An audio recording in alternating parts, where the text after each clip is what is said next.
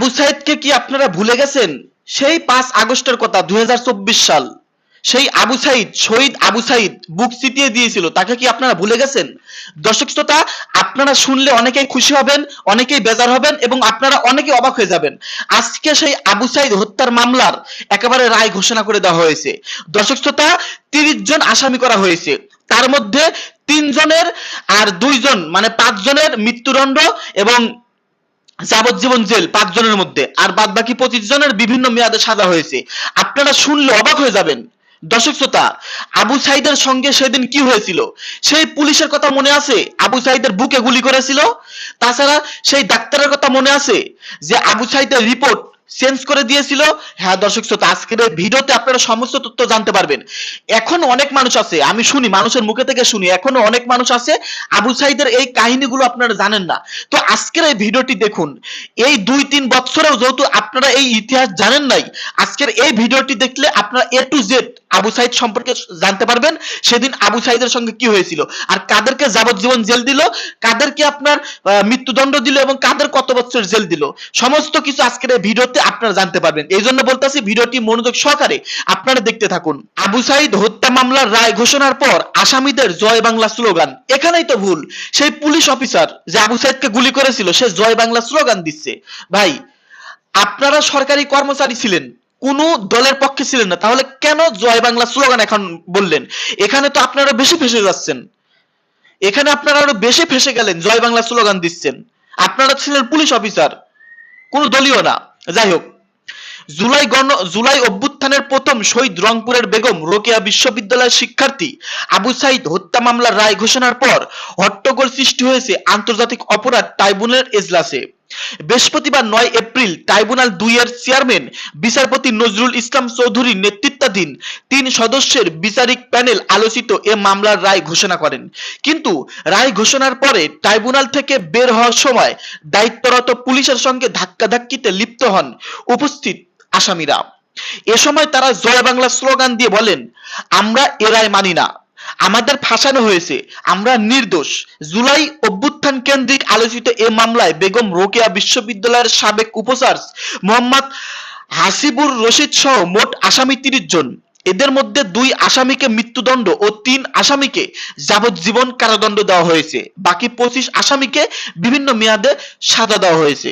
মৃত্যুদণ্ডপ্রাপ্ত আসামিরা হলেন চাকরিচ্যুত এসআই আমির হোসেন ও চাকরিচ্যুত কনস্টেবল সুজন।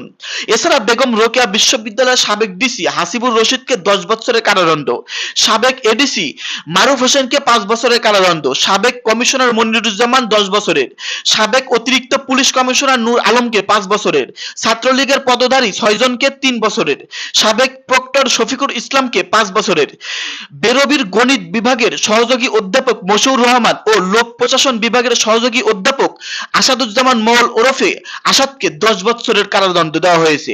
সেই সঙ্গে রিপোর্টে পাল্টে দেওয়ার অভিযোগে ডক্টর সারওয়াত হোসেনকে 5 বছরের কারাদণ্ড দেওয়া হয়েছে। তবে মামলার 30 আসামির মধ্যে মাত্র 6 জন গ্রেপ্তার হয়েছেন। তারা হলেন বেগম রোকেয়া বিশ্ববিদ্যালয়ের সাবেক প্রক্টর শফিকুল ইসলাম, সাবেক সহকারী রেজিস্ট্রার রফিকুল হাসান রাসেল, রেজিস্ট্রার কার্যালয়ের সাবেক চুক্তিভিত্তিক কর্মচারী মোহাম্মদ আনোয়ার পারভেজ, পুলিশের চাকরিচ্যুত সহকারী উপপরিদর্শক এসআই আমির হোসেন, চাকরিচ্যুত কনস্টেবল সুজন চন্দ্র রায় এবং নিষিদ্ধ সংগঠন ছাত্রলীগের নেতা ইমরান চৌধুরী ওরফে আকাশ। এদের সবাইকে বৃহস্পতিবার ট্রাইব্যুনালে উপস্থিত করা হয়েছিল। মামলার বাকি 24 আসামি পলাতক আছেন। পলাতক আসামিদের মধ্যে রয়েছেন রোকেয়া বিশ্ববিদ্যালয়ের গণিত বিভাগের সাবেক সহযোগী অধ্যাপক মোহাম্মদ মশিউর রহমান, তার নামগুলো তো আপনাদের আমি বললামই। 2024 সালের 16 জুলাই রংপুরে বৈষম্য বিরোধী ছাত্র আন্দোলন রোকেয়া বিশ্ববিদ্যালয়ের শিক্ষার্থী আবু সাইদ গুলিবিদ্ধ হয়ে নিহত হন। এই ঘটনাটিতে আন্দোলনের মোড় ঘুরে যায় এবং সারা দেশে ক্ষোভ ছড়িয়ে পড়ে। আবু সাইদ হত্যা মামলায় গত বছরের 24 জুন 30 জনকে আসামি করে তদন্ত প্রতিবেদন দাখিল করে ট্রাইব্যুনাল তদন্ত সংস্থা। পরে 6 আগস্ট আনুষ্ঠানিক অভিযোগ গঠন করেন ট্রাইব্যুনাল। 27 আগস্ট সূচনা বক্তব্যে উপস্থাপনের মাধ্যমে এই মামলার আনুষ্ঠানিক বিচার শুরু হয়। পরদিন আবু সাইদের বাবা মকবুল হোসেন ও মামলার প্রথম সাক্ষী হিসেবে জবানবন্দি দেন। চলতি বছরের 14 জানুয়ারি এই মামলার সাক্ষ্য গ্রহণ শেষ হয়। যুক্তিতর্ক শেষ হয় গত 27 জানুয়ারি। দর্শক শ্রোতা, আমি বলেছিলাম না, যারা আবু সাইদ সম্পর্কে এখনো ধোঁয়াশা আছেন আপনারা A to Z সমস্ত কিছু জানতে পারবেন। যাই হোক, আবু সাইদ হত্যা মামলার আসামিদেরকে ইতিমধ্যেই সমস্ত রায় কার্যকর করে দেওয়া হয়েছে, মানে তাদের রায় দেওয়া হয়েছে, এখন রায় কার্যকর করা হবে। 3 জনের যাবজ্জীবন, 2 জনের মৃত্যুদণ্ড মানে ফাঁসি, আর বাদ বাকি 25 জনের বিভিন্ন বছরের বা বিভিন্ন ভাবে সাজা দিয়েছে, কারো 10 বছর, কারোর 15 বছর, কারোর 5 বছর, কারোর 3 বছর, এইভাবে। তো কি এখন কি বলবেন আপনারা? আপনারা অনেকেই এতদিন আবু সাইদের সেই রায় শোনার জন্য অপেক্ষায় ছিলেন, অনেক মানুষ কমেন্ট করে আমাকে, অনেক মেসেজ করে। তো যাই হোক, আপনারা জানতে পারলেন অবশেষে সেই রায় ঘোষণা করা হলো।